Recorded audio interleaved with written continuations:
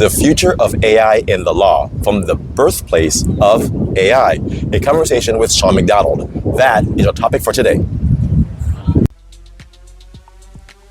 Welcome to the Lawyers and Mediators International Show and Podcast, where we discuss law and conflict resolution topics to educate both professionals and everyday people. Catch regular episodes on YouTube and anywhere you get your podcasts.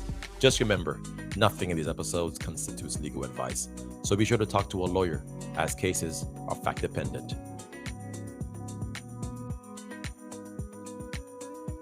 Hey everyone, this is Mac Pilui, attorney, mediator, arbitrator. So I'm back here in California, and we are here with Sean McDonald. You might know Sean because he's been on the show before talking about artificial intelligence and its impact on the law. Sean, how are you doing? I'm good. Glad to be here with you. Yes, sir. It's good to see you in the flesh. It's been what? Since 1999, you and I were actually physically together and graduating from high school together in South Florida. Yeah. And over the years, we connected and you came on the podcast. You've been talking about the law and AI. Yeah. And because of the work you've done in artificial intelligence, and you've been doing AI related work for almost 2 decades, right?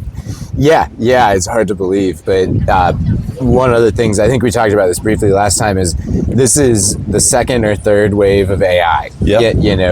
There was sort of equal fanfare when Siri got integrated into iPhones, and that was like the first wave of AI. So I worked in AI back then, and then there was the era where we called it machine learning, until what's called the transformer, and that's led to the current revolution where we're at now. But yeah, I've been working that. A lot of that was here we're in Santa Monica, and Santa Monica and Venice have a rich history of contributing to like the world of AI. Yeah, well, we like to educate and give information, and so why don't you tell us a little bit about the history of AI from the perspective of this place? And I guess, I don't know if it's the birthplace per se, or if it's San Francisco or Silicon Valley, but kind of give us the lay of the land from a Californian's perspective. Yeah, definitely. Well, they're more tied together than they might seem. So right now, where we are on the pier, we could walk to one of Google's big offices, one of Meta's big offices,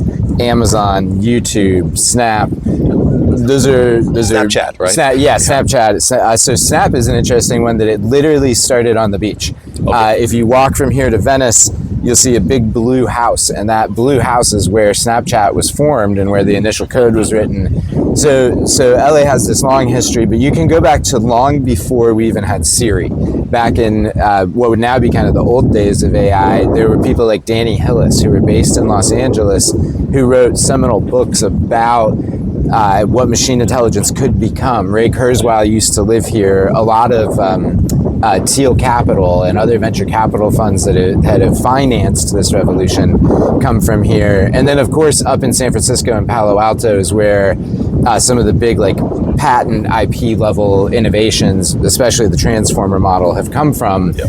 But the two are intimately linked. And the easy way to think of it is, we all know that Google and Meta and these other companies run on advertisements. But then we ask, well, where's the ad industry? Is that de facto in San Francisco? No, it's not. It's in Los Angeles and New York.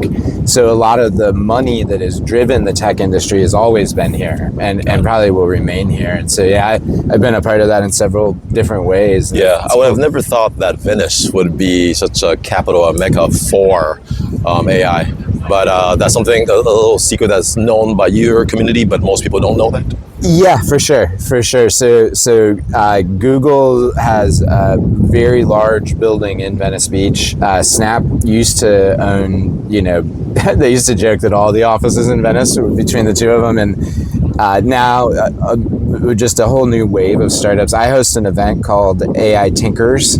Tinkers is this global network of people who get together and talk about the nerdiest part of the code of AI. And it's amazing. I mean, you have everybody from global companies to young hackers who are still in high school showing up just to talk about the art and the state of the art of building with AI. And then, there's another long legacy in Venice that there was a company called Super Dudes that was an early pioneer in social media that was acquired by what became MySpace as a part of the Fox roll up. So even going back to like early machine learning before we ever would have called it AI, that was also taking place in Venice. So yeah, it's this very rich backstory. All right, so before we get into the law in AI, because I want to ask you some questions about DeepSeek and some of the things that have been happening lately, can you tell us about where we are? Sure, yeah. We are in Santa Monica Bay, which most people don't think it's not usually talked about that way, but we're in a big, beautiful bay that goes from Palos Verdes to Malibu. So out way to the left of the view here is going to be Malibu. And then here, where you can see these big char marks on the mountain, well, sort of landslides, that's where the Palisades fire was, sadly. So, as in between Santa Monica and Malibu is this whole region of the Palisades. And you can see, I don't know if it'll be clear on camera, but there's like a big yellow tarp that's just part of the debris handling. And there's lots of black tarps covering debris. I see that yellow tarp.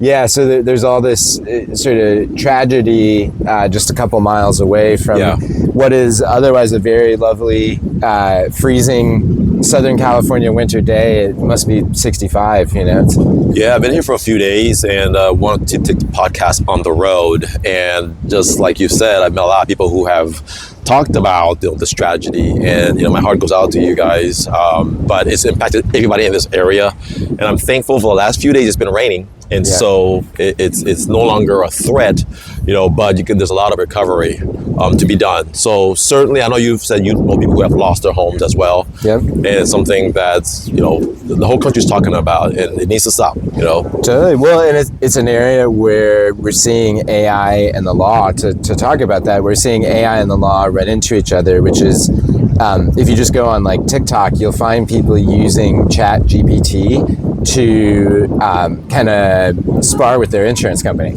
and they're using AIs with image analysis to say, hey, what's wrong here, right? They're looking at something that's broken, or they don't know what it is, or how can we fix it, or how do we go through the process of applying for grants, and so a lot of that stuff doesn't get into law, but some of these folks, certainly are going to end up arguing with the insurance companies or getting grant money that they are then responsible for reporting on. And all of those cases, especially in some place like the Palisades, they're going to end up having their attorneys handle it. Yeah. And so I think we're seeing like real time,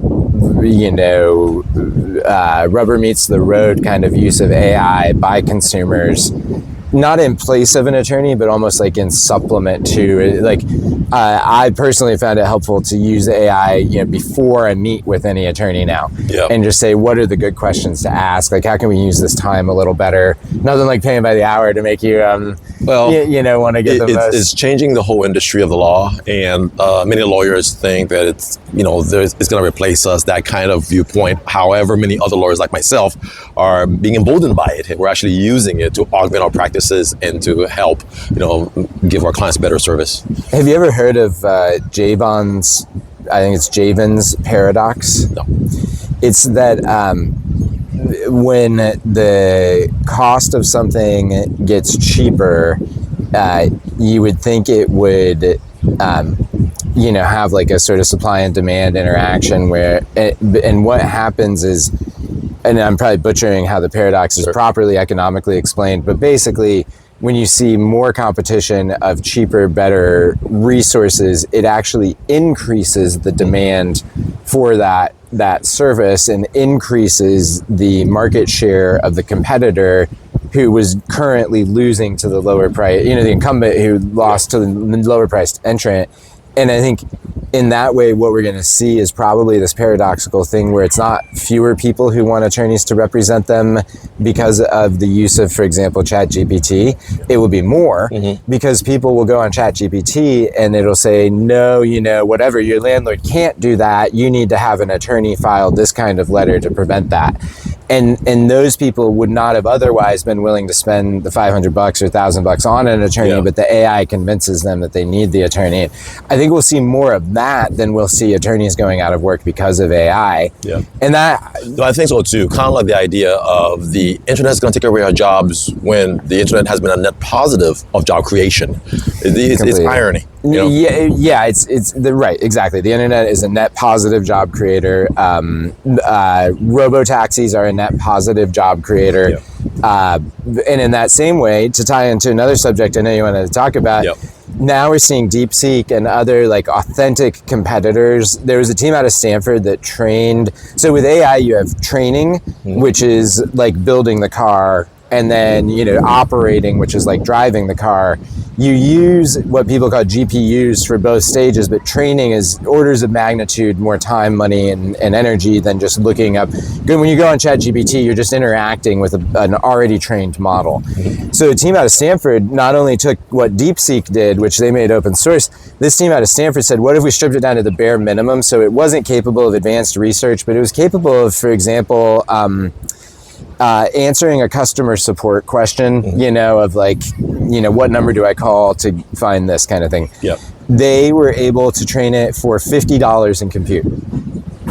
The implications of that are so mind-numbing to someone in my industry. It's hard to so to explain, to put it in another context, it would be the equivalent of saying that we're going to be a law firm doing a big class action suit. Now that could take $100 million of legal resources to fully do a multi-billion-dollar class action suit. And then some new software company comes along and says, instead of $100 million, we can do it for $10 million. And then a Chinese competitor comes along and says, we can do it for $1 million.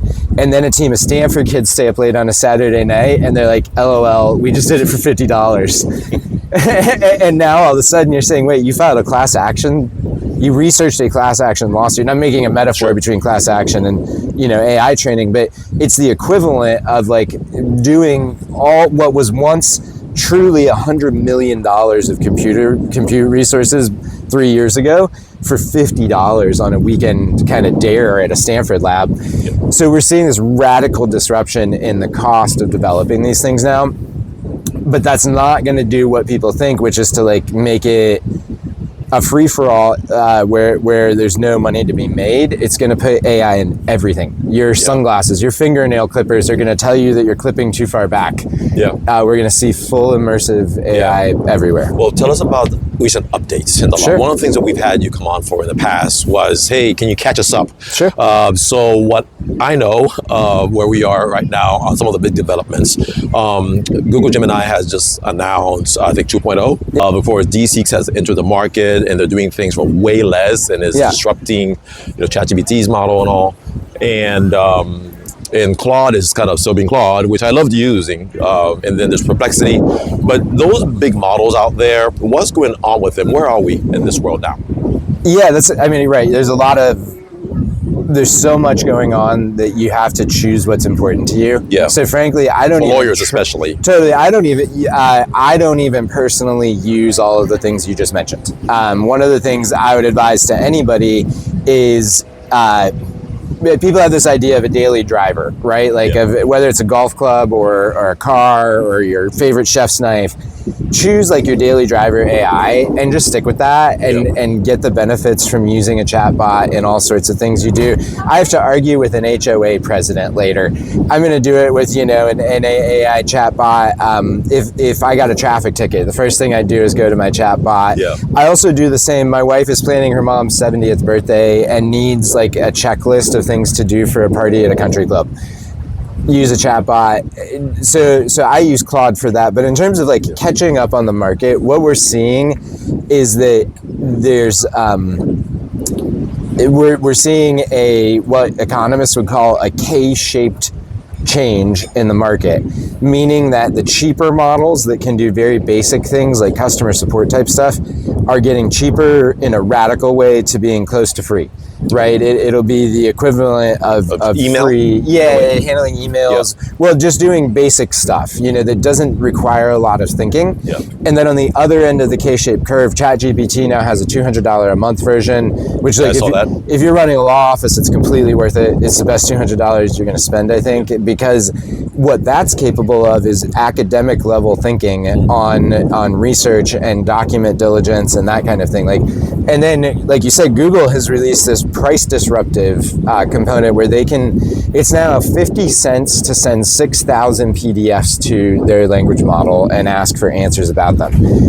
What that does is even change what a database is. Like normally people who build software have to take the original data and do all these things to it to be ready to work in a database. Now it's like you just send it to the, it raises questions. And that's what I'd say. The next phase of this is a fundamentally different system of computers where and here's the sort of hot tip I would offer is look up something called Replit, REPLIT. It makes it anybody can learn to code very easily. It'll build little websites for you, but there's no reason, look, if you ever built an HTML website or a WordPress website, or if you can host a podcast, you can definitely generate enough code to do sophisticated actions across spreadsheets. I think if I were an attorney, that is where I'd really focus my energy, is learning enough of a programming language called Python to be able to do sophisticated... I bought the book actually on Amazon. Nice. I didn't have enough time to get into it too much, but definitely I heard that that's where to go. Yeah, learn enough Python on Replit that you can take some documents, like attorneys have spreadsheets and PDFs, right? Those are and Word docs. Spreadsheets are particularly good for data science type stuff. Without getting into client sensitive stuff, let's say you're working for some nonprofit that's looking at old legal cases. I'm just going to make up an example. And this nonprofit is looking at legal cases for, oil spills in the 1950s. So you have a spreadsheet with all this data. What you don't know is how true this data might be. I'll just make up an example here. You don't know, there's always 3 points of data. There's where the spill was, the time and date and place, and the weather. Now, if the weather's true, the rest of the data is probably true.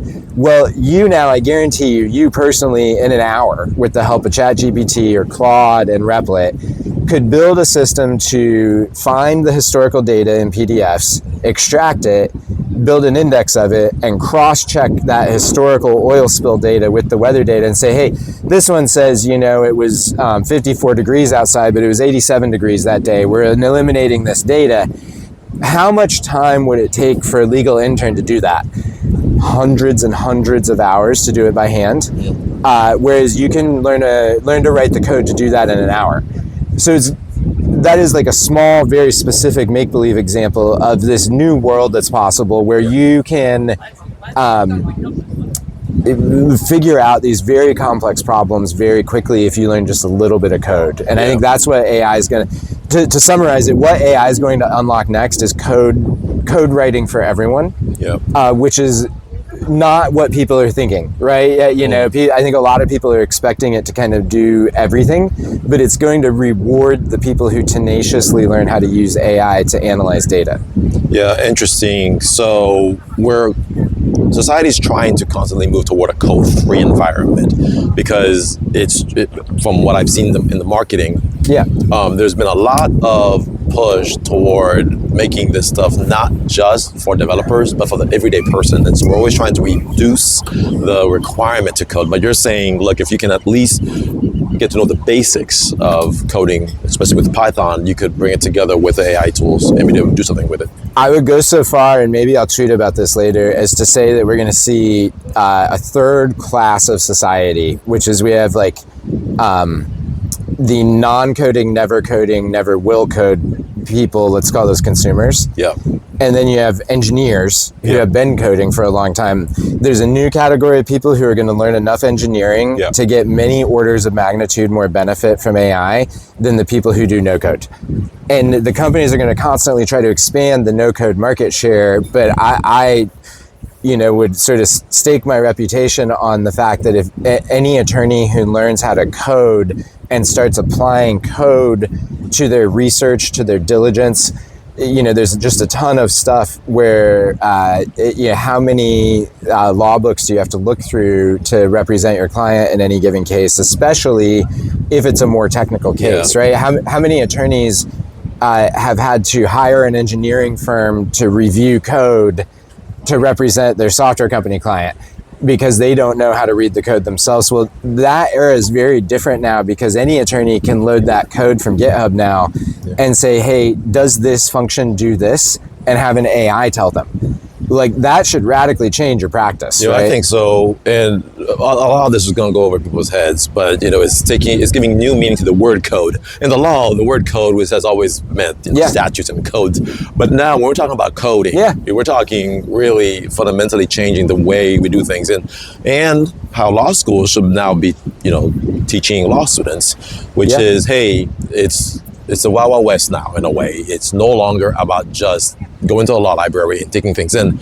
Now you have to intersect it with technology in a way that's going to promote yourself and your clients. Totally. It's a very different way of doing things, and I cannot imagine being a law student. It would be very exciting if I was a law student again, but back in the day, I mean, that was only 15 years ago. We were just still doing the law library and some law books, and look where things are now. It's a brave new world. It's incredible. I'll say too, if that goes way over your head and you're like, there's no way I'm going to spend this weekend learning how to code, the easiest thing you can do that requires no code at all, that most of the consumer AIs are great at now, whether it's Claude or ChatGPT, is ask it to role play. Yep. So let's say you're a mediator. Yep. Excuse me. Let's say you have a client who's from a culture you don't know anything about, right? You have a client who's from the rural Midwest, right? You're not from the rural Midwest. You've never been ice fishing, and their family's all Canadian. They're from the rural Midwest. You as an attorney don't necessarily understand their biases or their cultural habits or what makes them tick. And you've got to handle this person's tricky divorce, and you don't know how they're going to react to these 7 things you have to tell them.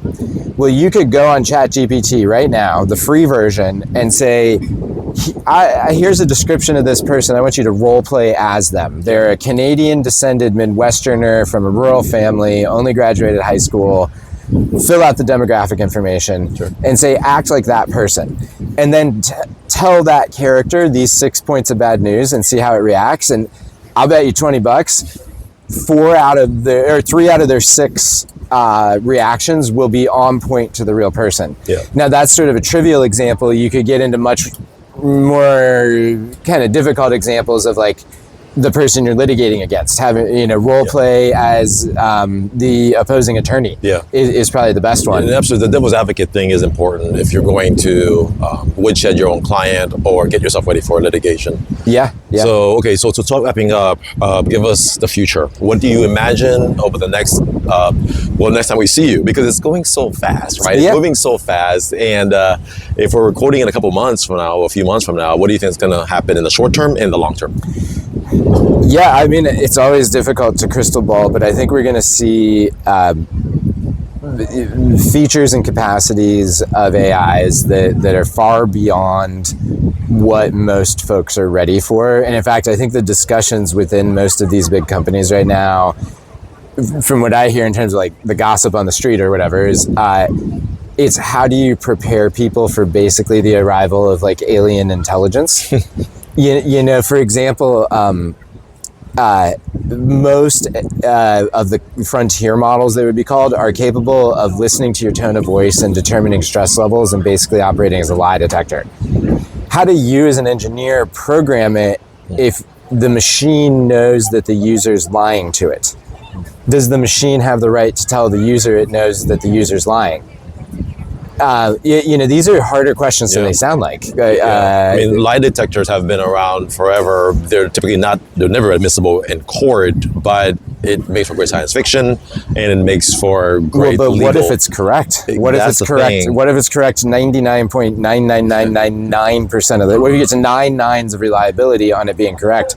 That raises some real questions. Another one, I'll tell you, France, if you want to look at where institutional thinking is and what people know is coming, as I understand it, and this is what I read on Twitter, so this may not be true. I want to be clear, I read this on Twitter. Or X, I read this on X, I don't know if it's true.